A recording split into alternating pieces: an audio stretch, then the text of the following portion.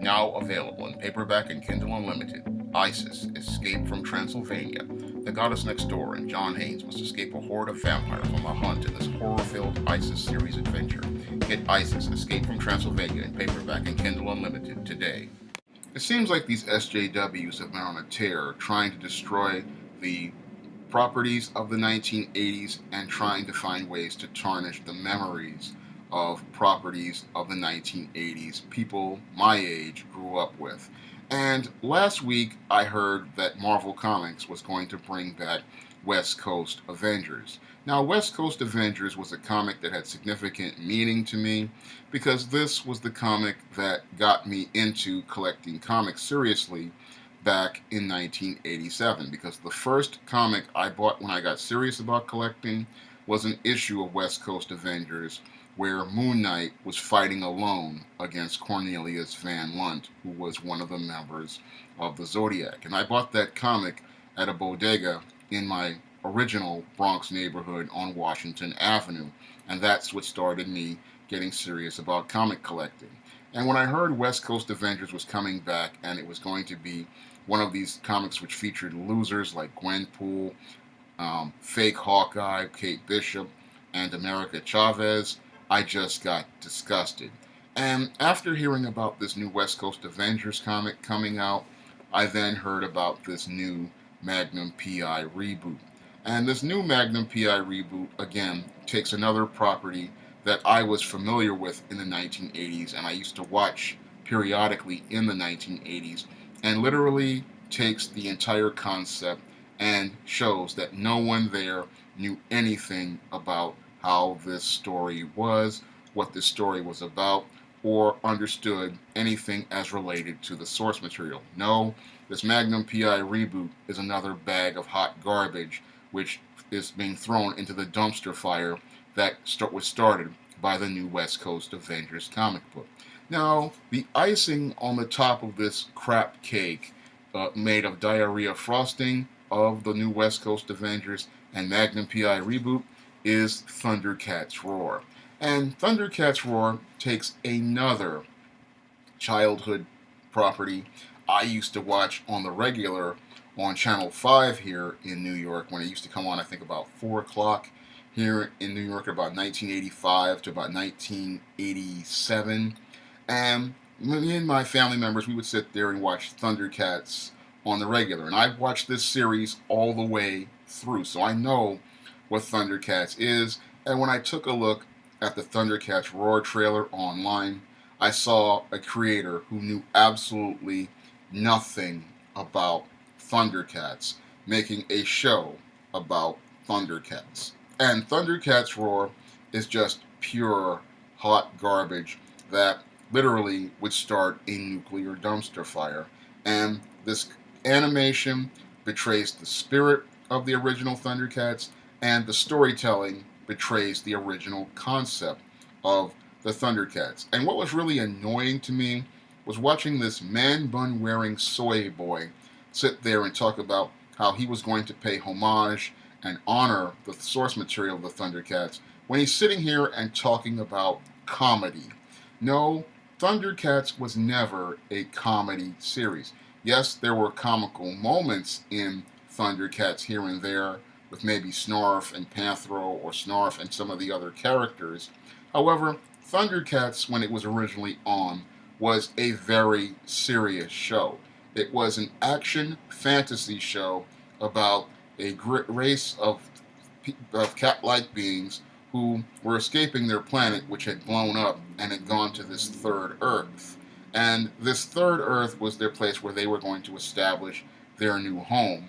And this new world was a place that they were supposed to go and explore.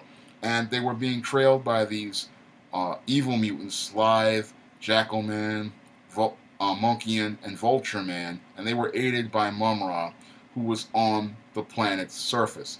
And Thundercats was an action fantasy series, and it's a beloved action fantasy series because it was very bold, it was very dynamic, and the designs of Thundercats, they were extremely unique. When you look at a Thundercats design, it's one of those designs that just literally is it's so distinct, it's not funny. I mean, the designs were very, very inspired, the colors were very bold, and Thundercats has its own style, all its own. And I remember seeing the Thundercats figures in Woolworths and stores like Alexander's back in the day, and I always wanted to buy them, but I just didn't have enough money back then.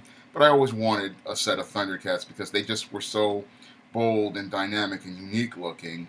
And again, I didn't see that with this animation when I didn't see it with any of those dumbed down, childlike designs. Because again, Thundercats, when it originally came on, that was a very serious show, and it was at a very serious tone. And this new Thundercats roar betrays the original, the whole concept of Thundercats, the whole premise of Thundercats, and it betrays everything as related to the whole story model and the whole story paradigm of that series. Again, I saw nothing related to the cartoons I used to watch back when I was living on Park Avenue in the Bronx. And when I would sit there and watch Channel 5 at about 4 o'clock, I believe, in 85 to about 87, I did not see anything as related to whatever they were putting in that abomination calling itself Thundercats Roar. As somebody who was there, I can tell you that whatever they put talking about Thundercats, this guy knows nothing about Thundercats. He knows nothing about the mythology of Thundercats. He knows nothing about the history of the Thundercats. And he knows nothing at all related to this source material. What he wants to do is take the name of Thundercats, attach it to his crap cartoons, and then hope to get attention for his crap cartoons, not knowing that bad attention is not going to help anything at all. All it's going to do is alienate people because, again, younger viewers are going to look at his cartoons and see that something's wrong with them, and older viewers are going to look at this and say, this is not what I grew up with. And when I look at this Thundercats Roar, I just see an abomination, and I see that Warner Brothers has no real understanding of how to go out here and create a fresh take on a brand, on an old concept. Now, the 2011 Thundercats cartoon, that was a cartoon that stayed true to the original story of the Thundercats, and it updated things with some modern takes. And I really liked seeing a lot of those modern takes because those modern takes, they made things fresh while staying true to the spirit of what the original show was all about. But this new one, this Thundercats Roar, this is a mockery of the whole Thundercats concept, and it's a slap in the face to many of us who grew up in the 80s watching this show and grew up knowing what this show was all about. Many of these producers, they think that they're going out here and paying homage to things, but if they don't do their research, they really just make something that insults viewers who used to know this show and alienate those who would have watched the newer show because they're not seeing anything they can identify and relate with this whole thing. And when I look at Thundercats Roar, I look at a failure that Warner Brothers has produced, and what they need to do is scrap this concept, fire that soy boy with the man bun, and go bring in someone who knows something about this group of characters, knows something about this story, and someone who understands something about art and somebody who knows something about design. Because when I look at the Thundercats and I look at the art and the design of the originals, I see a concept that still could be updated for today, just like it was in 2011. And I see a concept that could be modified to be adapted for the 21st century for a new generation of viewers. All it takes is finding the right person to go out here to bring that concept to life. And I believe that this concept, Thundercats, could find an audience with a new generation of viewers, just like many other concepts have found new audiences of viewers over the last few years.